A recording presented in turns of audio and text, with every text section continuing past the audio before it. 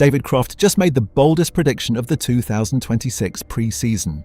The Sky Sports commentator is adamant that Lewis Hamilton will beat Charles Leclerc this year, despite the Monegasque driver absolutely demolishing the 7-time champion throughout 2025. And Croft isn't hedging his bets. When asked on Sky Sports News whether Hamilton could get the better of Leclerc over the course of 2026, Croft didn't hesitate. "Of course he is," Croft said. "On his day, Lewis is as good as any other top driver in Formula One. He is the GOAT. He is the 7-time world champion and the most successful driver in the history of Formula One." That's a massive statement considering what we witnessed in 2025. Hamilton's first year at Ferrari was a disaster by any metric. He beat Leclerc to the checkered flag just 3 times in Grand Prix format across the entire 24-race calendar. He outqualified him on only 5 occasions. Leclerc finished 86 points ahead in the standings.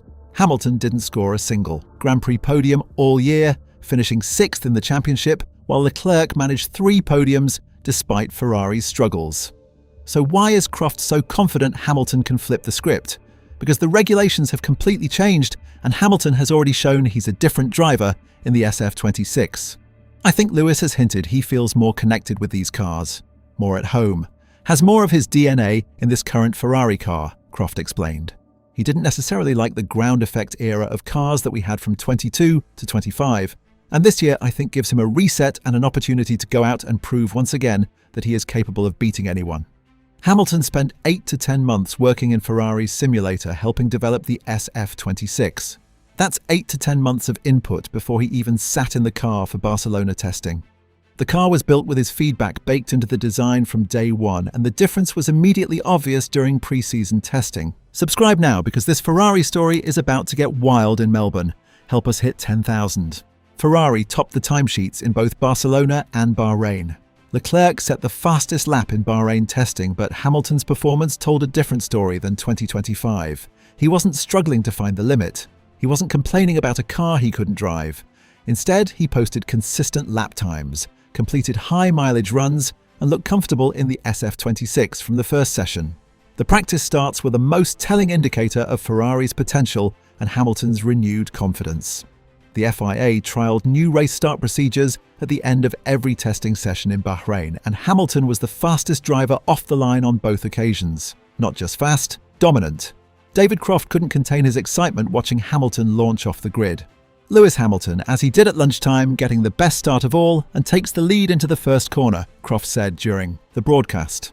That Ferrari, for the second practice start in a row, has been the rocket launcher, as it were, on the grid. Will Buxton described Ferrari's starts in even more dramatic terms. You've got all the other cars lined up row 1, row 2, row 3.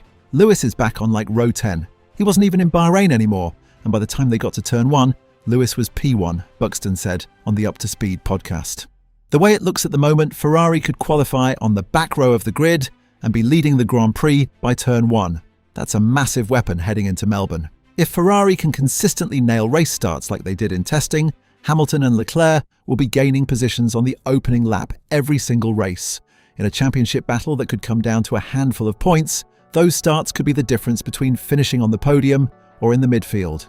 Ferrari also demonstrated innovation with their Macarena rear wing, a design so radical it flips 180 degrees on the straights to reduce drag.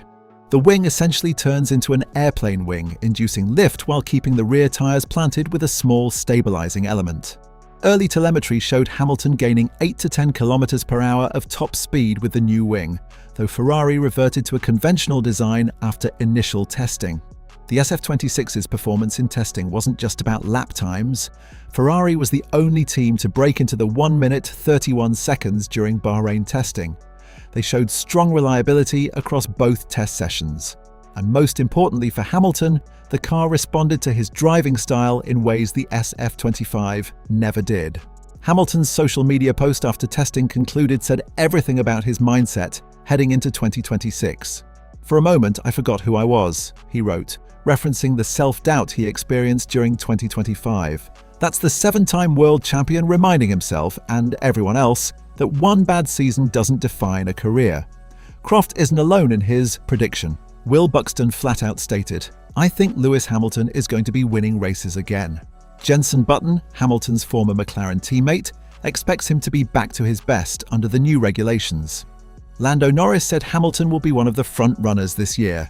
Even Martin Brundle, who was brutally critical of Hamilton throughout 2025, admitted, "A happy Lewis has always been a fast Lewis."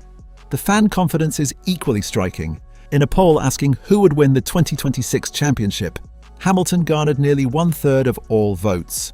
That's more than reigning champion Lando Norris, who received just 4%. More than Max Verstappen, more than George Russell. The optimism surrounding Hamilton's 2026 campaign is at levels we haven't seen since his Mercedes days. Croft acknowledged that Leclerc won't be easy to beat. "He's not getting any younger, and he is up against a teammate who is impressive," Croft said about Hamilton.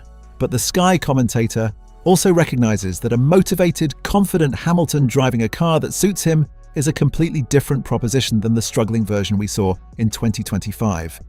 The 2026 regulations suit Hamilton's strengths. The cars are more responsive, more connected, easier to correct when they step out of line. Hamilton has always excelled in cars that communicate well and respond to driver input.